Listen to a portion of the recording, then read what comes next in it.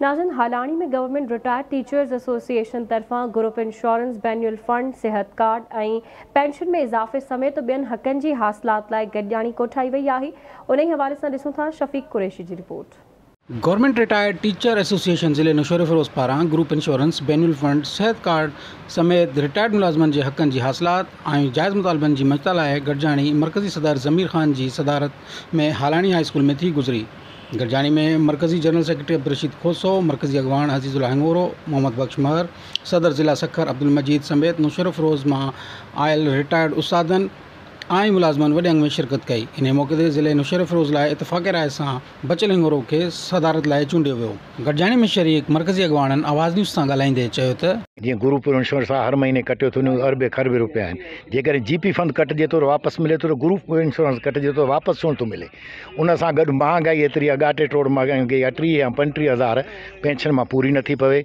उन करे असां चयूं था पेंशन असांजी 100% वधाई वञे ऐं 50% असांजो जेको आहे रेट कयो वञे मेडिकल जो। रिटायर खां कमु वठी पोइ पंहिंजे हाल हयात खां कमु वठी पोइ उनखे बेकार सम्झे थी, पर असां बेकार न आहियूं।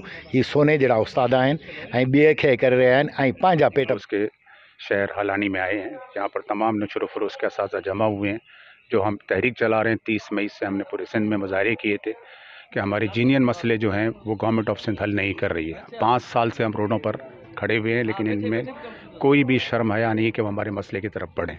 अब हम मजबूर हो गए कि रोडों पर निकलें, और अगर ये मसले हल नहीं होते हैं तो हम बाकायदा गवर्नमेंट ऑफ सिंध के असेंबली बिल्डिंग या वज़ीर आला हाउस पर धरना देंगे। आप सब खां पहिरियों त 100% जेको आहे उन में महांगाई जे तनासुब सां पेंशन में इज़ाफ़ो कयो वञे।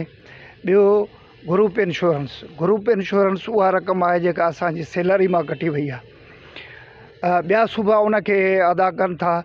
2009 खां वठी करे बलूचिस्तान ॾे थो, ख़ैबर पख्तूनख्वा में अदा कई वञे थी। पंहिंजो बैनुअल फंड। नंबर चौथों सेहत कार्ड ॾिनो वञे। तव्हां ॾिसो त जॾहिं बि 60 साल जो माण्हू थिए थो त उनखे का न का बीमारी थिए थी ऐं मेडिसन जा ख़र्च वधी था वञनि, त असां चऊं था त सेहत कार्ड ॾिनो वञे।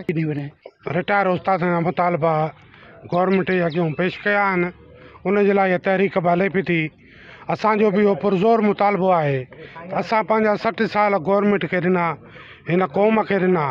हींअर असां पीरसन आहियूं, असांखे दवाउनि जी सख़्तु ज़रूरत आहे। असांजो इहो मुतालबो आहे त असांखे सेहत कार्ड अदा कयो वञे। रिटायर्ड टीचर एसोसिएशन के उहदेदारनि ऐं अॻवाननि जूं ॻाल्हियूं ॿुधियूं। उन्हनि जो इहो ई चवणु आहे त असांजा जेके जाइज़ मुतालबा आहिनि, जंहिंमें ग्रुप इंश्योरेंस, बैनुअल फंड ऐं ॿिया खोड़ सारा मुतालबा आहिनि, असां उन्हनि जे हक़नि जी हासिलात ताईं पंहिंजी इहा जिदोजहद जारी रखंदासीं। कैमरामैन ज़िशान सां गॾु मोहम्मद शफ़ीक कुरैशी, आवाज़ TV न्यूज़, हालानी।